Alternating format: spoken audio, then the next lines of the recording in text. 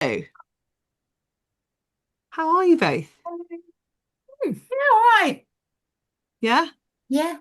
So, Leanne, we haven't seen you for a few weeks. Fill us in. What's been happening in your world? Just the usual madness, really. Yeah. Half Yeah. term? Half term, which actually is fine. I worked half term this time, and I went to my parents' house and worked from there so that they could entertain my 6-year-old. And my husband stayed here with the 2-year-old because she can still go to nursery. So Okay. it was a bit wild, but Did work it quite well. it was all right actually. And Ezra just he was living his best life. So yeah. Oh, It's great. He got to hang out with his cousins, which, because we live quite a long way away from my family, he doesn't get to see his cousins very much. So he loved it. So yeah, it was great. oh, what a good idea. Well done. It's nice that that worked as well because I remember trying that at times, and yeah, my parents not always taking the child. Why are they here? Yeah. I'm trying to work. Yeah, no, actually it worked pretty well. Like, I think partly because, yeah, my sister took him so that he could hang out with his cousins Yeah. for quite a bit of it. She's Yes. insane. She's got 4 children of her own, one of which is only 3 months old, and she's like, I'll have an extra one. I was like, Yeah. 5 children on your own is just the Wow. next level superhero parenting, which What I voice do you could think do. she is? That's interesting, actually. So I think she's probably a guardian, actually. Is she? Yeah. Ah, so she has some good systems then, perhaps. Yeah, she used to be a primary school teacher, so she now home eds her kids. Easy. So she's just very good with lots of children in a way that I definitely am not. Amazing. She's like, just, yeah, I have another one in the class. Yeah, chuck them in. Home ed. Larissa, are you a fan of home ed or not? Definitely not. It nearly killed me during COVID. Honestly, I feel like I had literally had PTSD from trying to homeschool my children and work at the same time and be on lockdown. It was horrendous. So big no to the home ed. No, but in awe of homeschoolers. I Um, do, for sure. so good. Sarah, how is your son? Because isn't he heading for marriage? Is that right? He's heading for something. The Yeah. washing machine? Is he washing his clothes? That's what we all want to It's all know. good, all good. So the house is going through. So I think we're in about 85 days.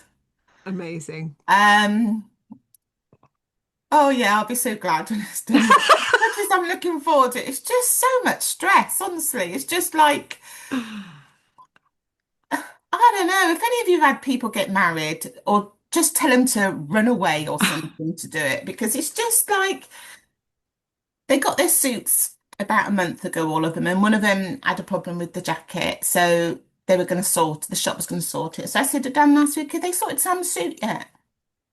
No. I said, you're going to contact him, Dan? Oh, I suppose I ought to, didn't I? I said, what, Dan? I think it might be a good idea, love, to get on to him. Okay. Is it a suit jacket he wants or trousers, Mum? And I'm thinking, oh, God. It's Oh, just, it's yeah. yeah, and then it's just he's off on his stag weekend this weekend and they're going abroad. I don't know where they're going. And I'm thinking, God, he's not at home this weekend. They're gonna have babies. Do you know what I mean? Do you know what? I love him dearly, but it's just like I'll be Yeah. glad when it's done with. It's just Eye so on the prize, work. Sarah. Eye on the prize. He'll be I gone. Get me know. gone. Glass of champagne on the day. You'll be celebrating like there's no tomorrow. And I she's love it. got a rabbit, and her mum said, "Oh, if we move the rabbit in before the wedding, Sarah can look after the rabbit while you're on honeymoon." And I said, "We're going on holiday after the wedding." I said, "I'm not staying at home." I said, "We're having 2 weeks off work. Who's going to look after the rabbit?" I said, "Well, the rabbit will have to stay with you lot in Hereford till they're ready to take it." Oh, right. Well done, Sarah, affirming the boundary. We like that. Kate, what's going on with you? Really quickly. Yeah, all good, thank you. Yeah, I've had about 2 weeks off these sessions, but yeah, I had a lovely holiday for one of those, so that was very nice. Where did you go? How lovely. Well done. I went to Corfu and it was very beautiful and oh Oh, you're yeah, still shining. Love the food. I love the food in Greece. Such good it food. was so Oh, good. really good. And Alex, how are you? Anything good going on? Pretty all good. I was away in Indonesia for work and then came back and I was able to take last week off with all the toil. And of course, the weather was lovely last week, so Amazing. it was Yeah. lovely. Although slightly divisive in our household because my wife did not have any toil, so Oh. she was still working last week. While I was Oh, you're having ice creams. chilling around and going out and having coffee. Oh, bless you. But it was nice. But It was good. but you had a little moment of well done me. I had that in church on Sunday when I was it's always and it's a really busy church and whenever there's communion there's always these massive rugby scrums and it's really loads of queues and usually we just wait till the end. But I decided I was going to go into the aisle and as I went into the aisle a new station opened up right in front of me and the bread and the wine was right in front of me. I literally went, yes.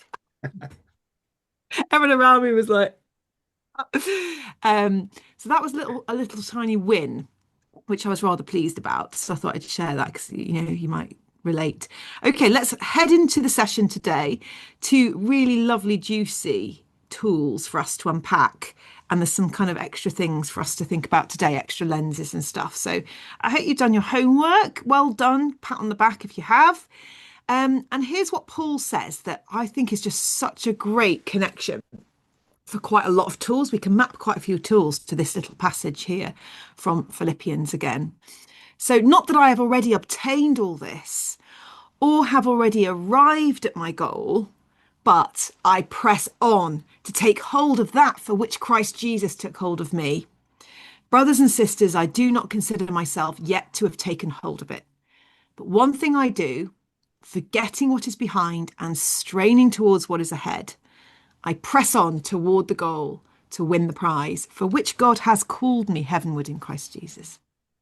So what I love about this passage is we have that lovely calibration of support and challenge. The support is the fact that the prize is already there. The prize has already been won.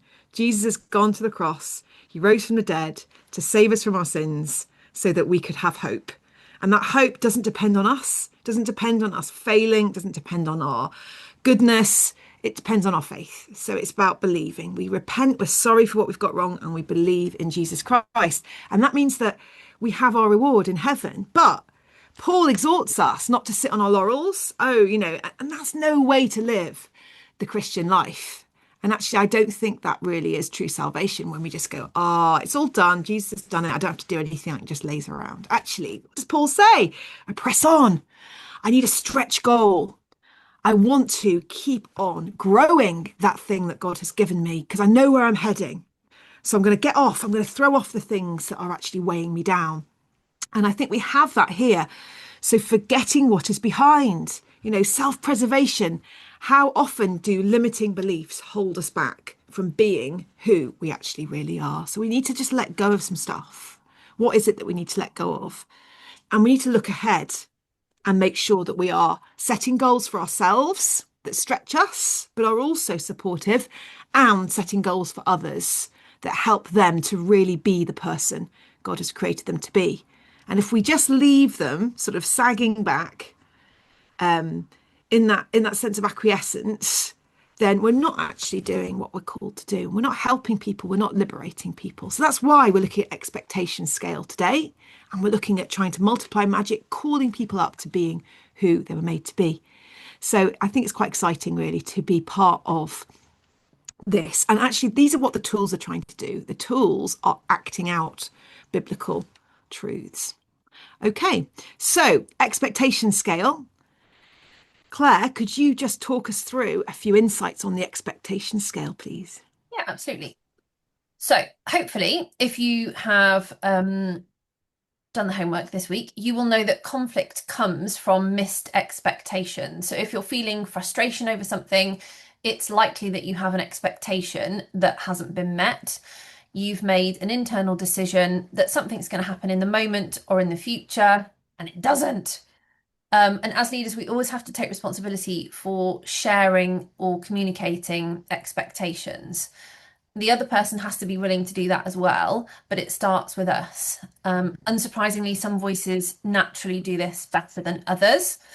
But when we're leading in any setting, it's really important that we're setting realistic expectations and that we consider each individual in front of us in terms of their skill set and personal development. And realistic should mean the appropriate amount of support and challenge. If we're in limited and resigned, it means that we have missed the mark as a leader. And because this has come up a few times in each of the groups in this particular block of sessions, I just wanted to focus on what to do if you're getting pushback on expectations from others. Because often when we get a bit of pushback, our instinct is to dig in and defend our position. We've made a decision based on the information we have in our reality, and it makes sense to us. But we have to remember that in these circumstances, we're not trying to win. If you're experiencing pushback or feeling frustration, then first we need to start with common ground. What do we agree on? What is the outcome we need? What do we both want success to look like? Then we have to carefully listen for the common ground and overlap. And when you're listening, you should be able to determine exactly where the gaps are in terms of whether it's a skill set, is it behaviours, traits? And you can ask yourself or the other person, what do you think I'm missing? What do you need to make this realistic? And it might be that you have to adjust your expectations, or it might be an opportunity for you to sharpen your leadership and hold the expectation, but with more clarity and support. Because we want to walk with someone, not push them or drag them. You're liberating yourself and others when you bring high support and high challenge, because we want our teams to be motivated and empowered to achieve their goals. Yeah, so good. And actually, if you don't give them a stretch goal at work, what happens is it pops up outside of work. They begin a side hustle. So actually, then the organization misses out on their creative energy. And I've noticed that a number of times when people are bored, that's what happens. And sometimes we can think we're giving people realistic goals and stretching them. But actually, when we sit down with them and ask them, they might not say that that's the case. I remember a couple of years ago, we had a brilliant girl called Lizzie, who's still part of our community, who's a designer. She got a design degree. She was a stay-at-home mum, but she wanted to have a few hours working with us. So she started coming and working for us. And I was using this tool with each person in the team. And I sat down with Lizzie and I said, right, where would you plot the work you're doing on this scale? And she put herself in limited. She said it's easy. And I thought I was stretching her. I was like, I'm so glad you've said that. Can I give you this? Yeah. And so I was able to give her more. So it's a great thing to do in your one-to-ones, is to sit down with your people, show them the tool and ask them to plot where they would put themselves, because that sparks a discussion. And I love what Claire said about trying to find the win-win. So sitting side by side with your direct report and looking at the tool together and then pointing out where they are, that's a less it's a conversation that's more collaborative, isn't it? So I would encourage you to do that. The other little point I've got is, how do we end up in these red zones? Well, I'll give you an example of recently. I think I already shared us trying to do some garden things, James and I at home. And I asked James to fix the patio, and then he decided he'd like to fix the floor in the shack. And I also decided I wanted the grass seed we put in wasn't really working. So I wanted to get the grass sorted out as well. So basically what I was doing was I was giving him impossible expectations. I was stacking them up and he felt overwhelmed. So what happened at the end of the holidays was none of those things were completed. I'm a completer finisher, so that was really triggering. So I gave him these impossible expectations. And then what happened was I was so disappointed that nothing had been finished that I became resigned. And it's very easy then for the lies to kick in. Those lies, James doesn't finish anything. I'm a completer finisher. When the truth is, I had stacked up the expectations and made them impossible, and therefore he was bound to fail. So that's how you end up in impossible resign. Can you see how that might work out in your life? There's people in your team, perhaps, where that's the case. So that's why those are red, is it comes from over challenging, and then it can also lead to abdication as well. So we think probably red and grey are involved there. So that's the expectation scale. So just log something now from that. Is there a person that comes to mind Is there an action that comes to mind off the back of that summary? And then let's jump straight into multiplying magic because it's linked. Multiplying magic, the thing that really stood out for me when I was reviewing this is, what is your superpower? What is your specific skill? And I hope by now, using the voices, you know what you can just do naturally. And you didn't used to think it was a super skill because it's so natural, but other people come to you for that skill. What is it? So for me, as a pioneer, it's benchmarking reality, capturing vision, and helping people plot the strategic steps between those 2 points. That's what I do naturally. And how do I pass that on to you? I pass it on to you in the core process tool. For me, the core process tool is the tool that helps you to take what you want to do and to implement it with next steps. So that's why we always do core process in every altitude group session.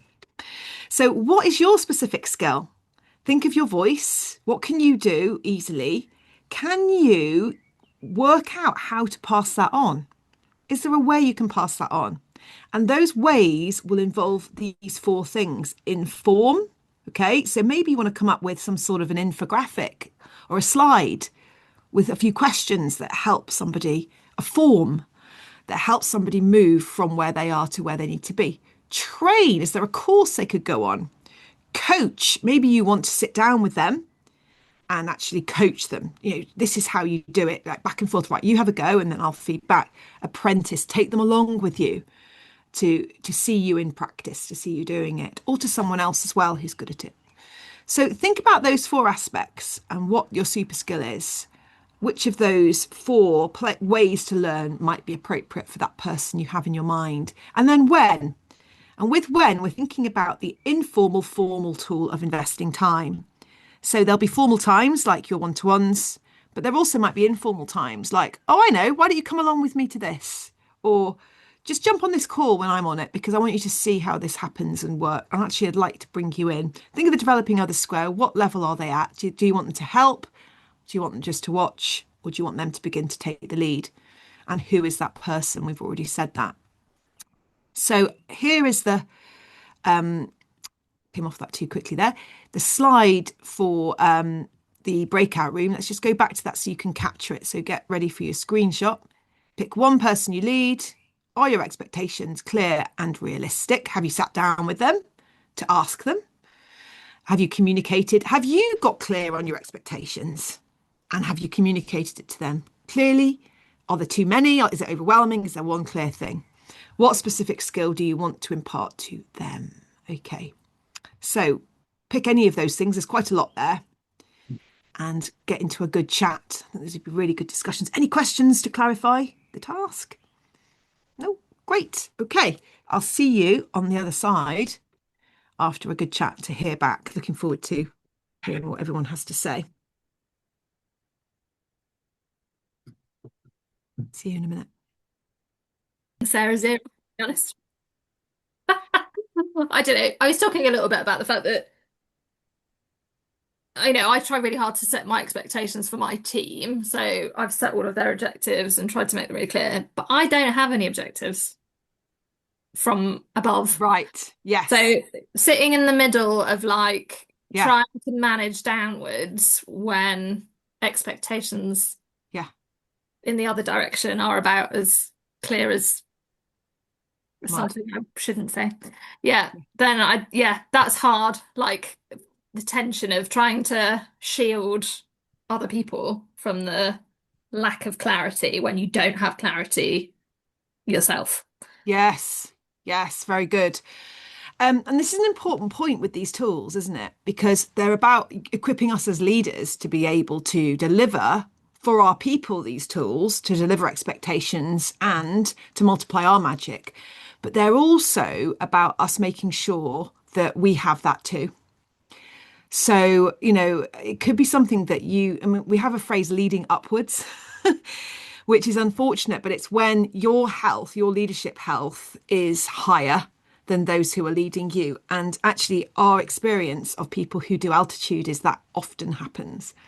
is that you have tools and you have practices and you have health, you have progress and impact, that if people above you aren't engaging, that they don't have. So that starts to happen.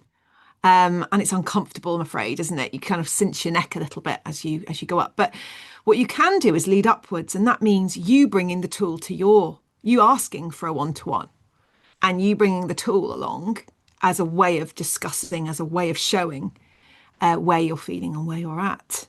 Yeah, I mean, I Putting guess like yourself on them. it'd be good to know, like, if you have the conversation about, okay, well, that is an unrealistic expectation, and then what you get back is like, ah, that's a shame. Um, Yeah, yeah. what do you then do?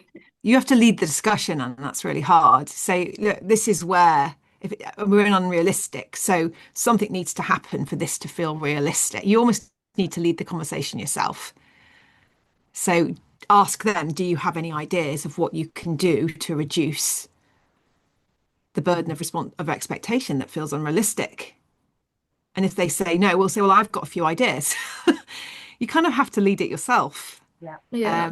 And because it won't necessarily be because they don't care. It might just be that they aren't prioritizing thinking about it. So I would try that. Okay. So use the tools to help benchmark where you're at as well as where others are at as well.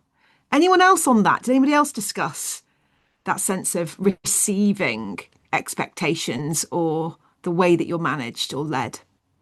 Did anybody else discuss that? No. Okay, before we move off it then, along with that same theme, what you can do is if someone's not teaching you, if someone's not pulling you up, that should be, you don't have to sit under their line management only. You can pick who you learn from. So what I would always want to do is to say, who's ahead of me? Okay. Who has a skill I want to have? Where would I like to grow? Right, I'm going to ask them if I can learn from them. I'm going to ask them to coach me. I'm going to ask them to have lunch with me. No one ever says no to having lunch with you or coffee with you, especially if you're paying. People want to do that. So can I just pick your brain on something? People love it. Even the most sought after busy person loves that. Can I pick your brain on something? So who can you ask? And not only that, on here we have access to the best experts in the world and their best stuff. So could you carve out 5 minutes to watch a TED talk on somebody doing the thing that you'd like to grow in? So even if our line manager isn't stepping up, and increasingly that will be so, the more healthy you get, the fewer people there are who you can learn from. Find somebody online that can teach you the skill that you want to learn. Okay, my little advert for that.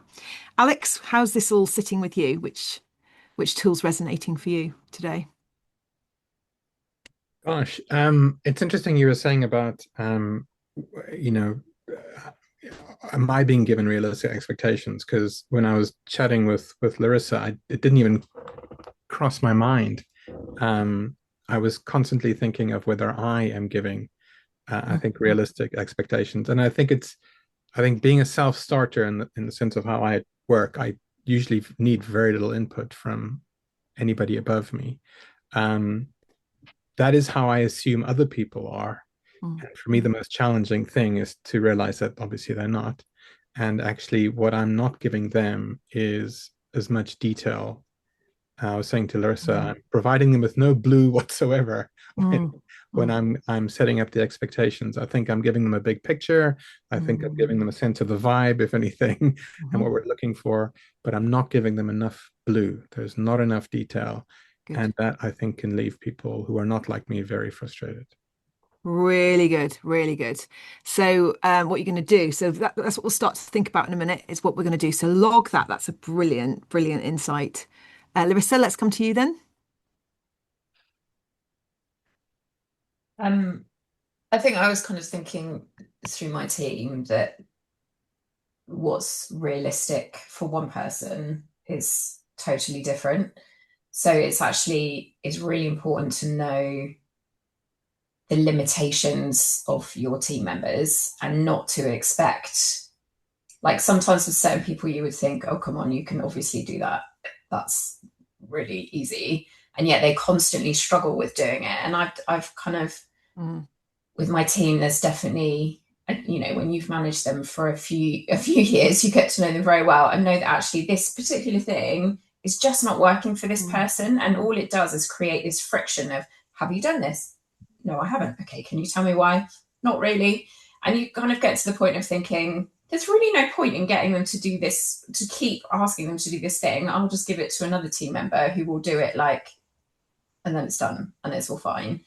And I guess the thing I struggle with a little bit when you've got a bigger team is some people are incredibly efficient and will get done a massive amount of work, and some people are faffers and don't get as much work done. And then is that fair to kind of give the person that's doing all the stuff more work and your expectation is higher of them, and then you have a lower expectation of somebody who potentially could push themselves a bit more? I think it's difficult, isn't it, to kind of get that balance of what your expectation is and what actually the reality of, do you keep pushing that person to try and get them to give more, or do you just accept that there's like a limit of what they're going to be able to do? I don't know. So good. So good.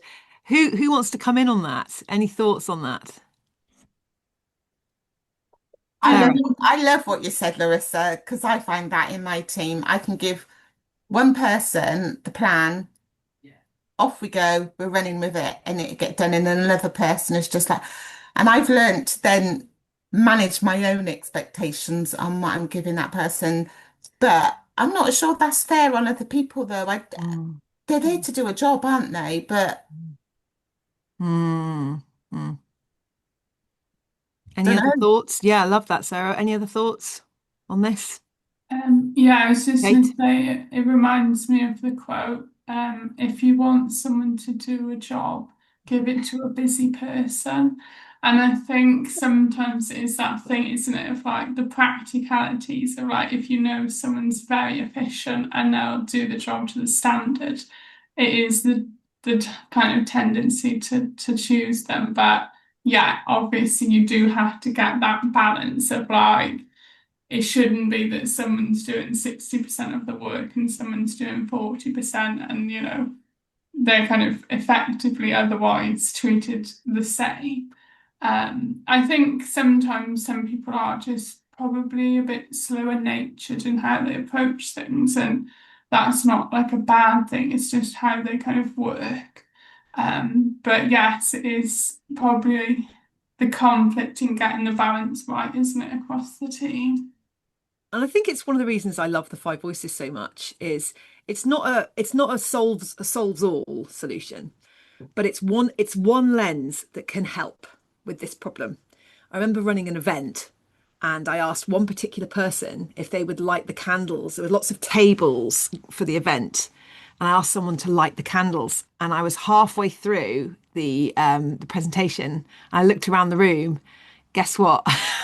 None of the candles were lit. I thought, but the person who'd asked to light all the candles had made three really good friends in the room, had been brilliant at moving around the room and had been connecting. And I thought I should have known better than that. I'd asked a nurture connector creative and nurture connector who had got pulled into some really good conversations to light the candles. He wasn't the right person for that job, but he was still doing something really good and really worthwhile. So the voice, if you don't yet know all the voices on your team, it's so important too, and to be thinking about putting the voice with the task. So, people, and I think sometimes with the nurture connectors, with the connector voice and the creative, it can sometimes be very hard to weigh productivity, especially if you're a T, if you're a thinker voice, if you're a pioneer, a guardian, or a creative pioneer, because you will weigh things according to task, whereas the relational voices will weigh things according to impact in terms of connection and relational trust. And there's a lot of truth in that as well. So think of your own bias and think of who you have in the room. Now, there's times when this doesn't help. There's times when you think, but they're a guardian, they're still not doing it. And that's when you want to apply other lenses. So a couple of other lenses one might be neurodiversity. Are they getting the support they need with neurodiversity? Another lens might be what's going on at home, what sort of stress are they under? And I'm afraid one of the things that I've come across quite a lot at the moment in workplaces and spaces is people coming to work, going for a job, and then having actually a whole load of their past catching up with them. A lot of baggage from childhood, from anxiety, parenting, whatever it might have been. And they need to start, and perhaps because they're in a safe place, perhaps because you're a lovely team leader, they then start to go into therapy and start to process it, and it really, really significantly limits their productivity. So those are three lenses: five voices, neurodiversity, and stress and anxiety. Claire, anything to add on that from your therapy background? Anything else I've missed there that might be helpful? No, I think it's all been covered. It doesn't make it easy, but I do think, yeah, looking at it from the point of view of if you are more kind of task focused and you're dealing with someone who is creative, it is difficult, and that is where we have to adjust our expectations. But ultimately, it will help us as leaders. Yes, to adjust expectations for each Yep. person. Yep. Larissa, coming back to you then, having thought about those lenses, is there anything there that's helpful to the particular case you've got in mind, without naming them, obviously, but anything helpful?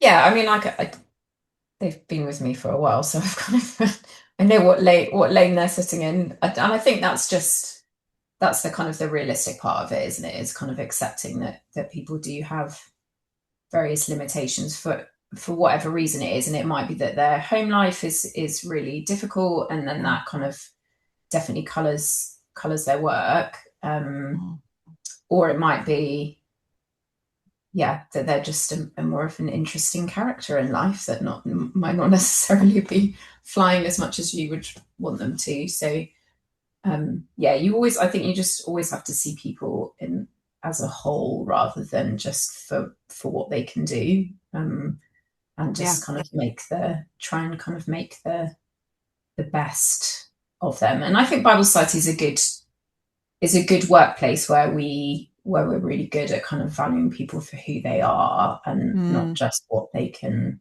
do and what they can bring to the role. And I think that kind of environment is a good one where kind of people can flourish, but you do have to, it's always kind of keeping in mind that kind of the liberate quadrant of like challenge is also important, and kind of knowing where the balance is with that, really.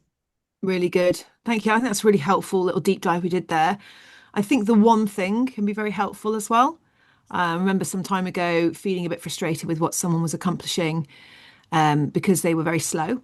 And then I thought, well, what's the win for me?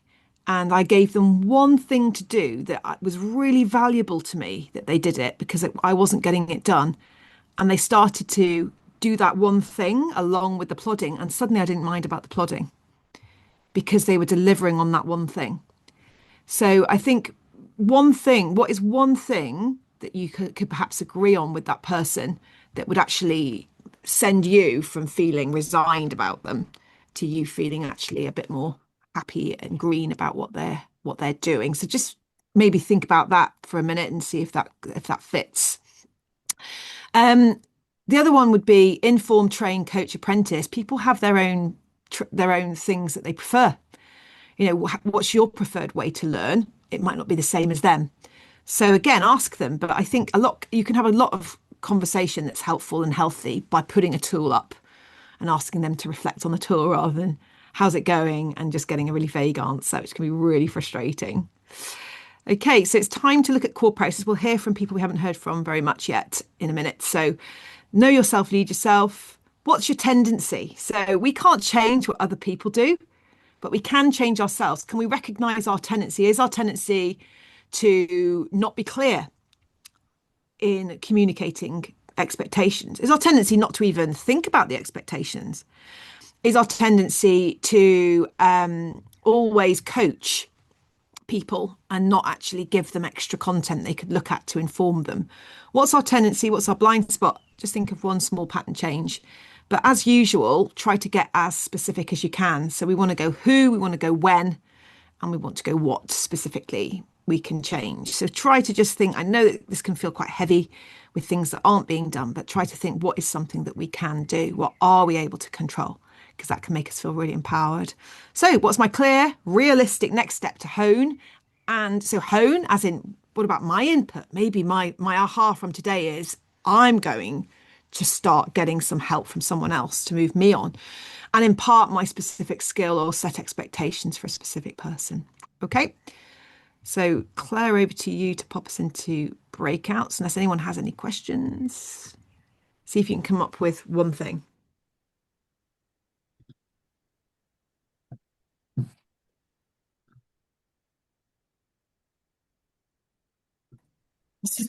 This is what we need to get done. She's come back, great, that's fine, we'll get it done, and off we go. But I can't do that with some of this full time on my team, so I have to approach it differently. And I usually find I can give as much clarity as I want, and it's still. So I'm going to try and invest a little bit more time. And Leanne suggested when you go through things with them, say, now repeat back to me. What is your understanding? So I'm going to have to give that a go. Really good. I find a really good way of doing that. Leanne, that's such a good suggestion. A good way to do that is to say, I just want to check I've been clear. I just want to check I've communicated to you. So put it on yourself so they don't feel like that, oh, I'm being treated here like, I'm a kid. But actually, can I just check that I've made sense there? What did you hear? That's quite a nice disarming way of saying Yeah. it. What a good idea. That's great. Next step. Well done. So think about when you're going to do that. Leanne, have you got a next step? Don't worry about the chat notes. We'll talk about that in a minute. So just let those go by. Leanne, do you have a next step? Yeah, I mean, I guess I'm sort of thinking like I probably need to go back and have the other upwards conversation yet again and try not to be too resigned to the fact that I think it will be relatively pointless. Try the tool. Try putting the tool up and saying, can we just use this? Because I want to show you where I am. Make it Yeah. have the map as an indicator. And in a sense, you could.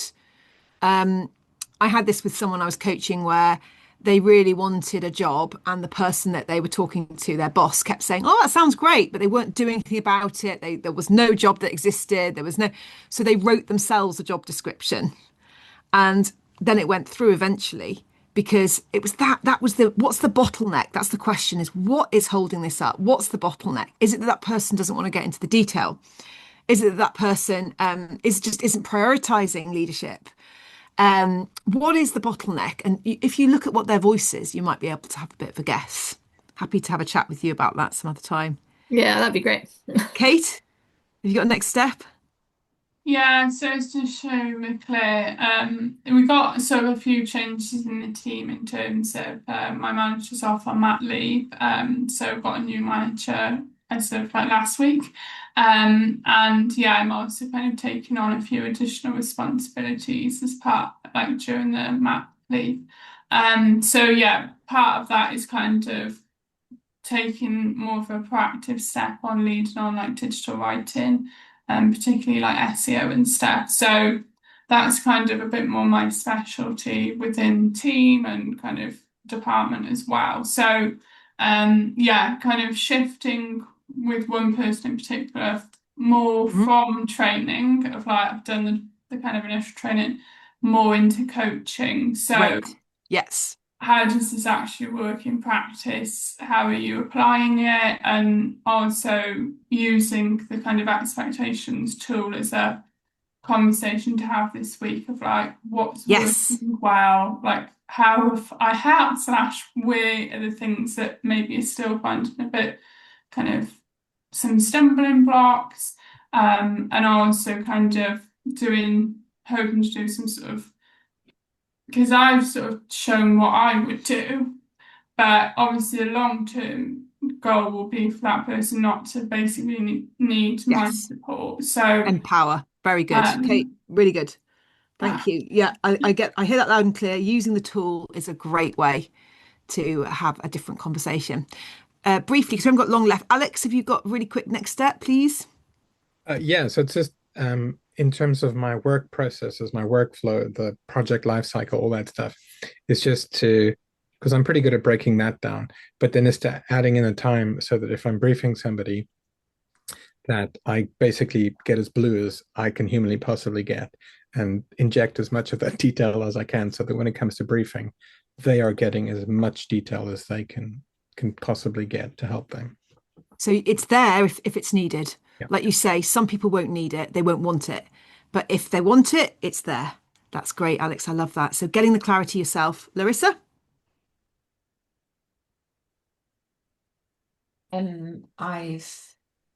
I think for me, around setting expectations, I've got in a couple of months, I'll have some team changes, and it's just kind of making sure that there's clear expectations around who's doing what and making sure that they're fair based on kind of what I've said previously. Yeah, which requires a bit of thought, I think. Excellent. So literally listing down what am I expecting of this person and doing Yeah. that for each person. That's a really helpful task. Wonderful. So Claire, over to you. What's with the chat?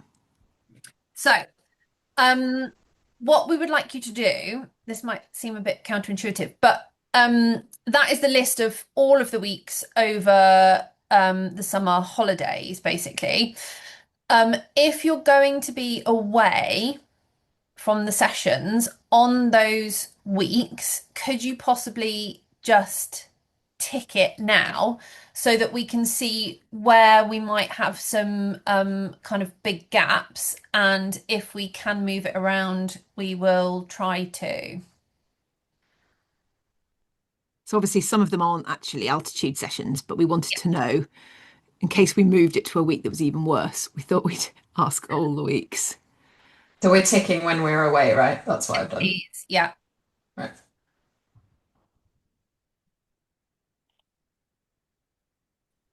Go and consult my wall calendar. Thank How am I you. ticking it? Sorry. Oh, so hover over it and then you can see a smiley, add reaction, Right, okay. and then put a thumbs up, On the ones I'm not going to be here for. Yeah. please. Oh, there's a good, When you're really good spread. resting after all the celebrations, Sarah. Celebrating. Yep. Love it.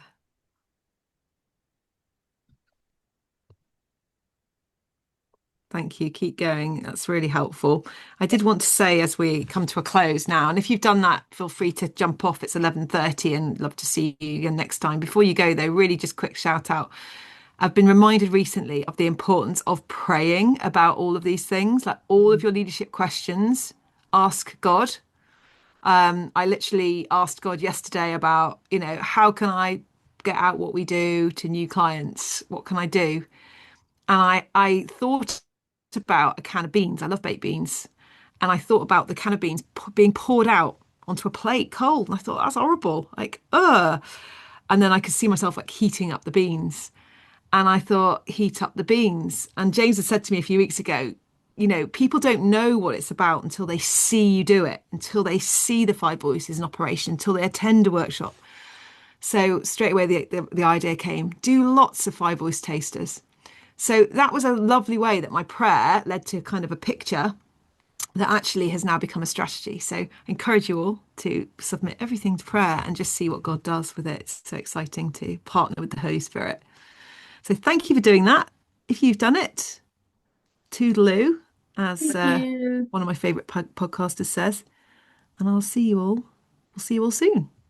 Thank Thank you very much. Bye. Thanks, Laura. Thanks, Claire. Bye. Bye, Thank guys. you. Alex, bye. That's a bit of a smatter.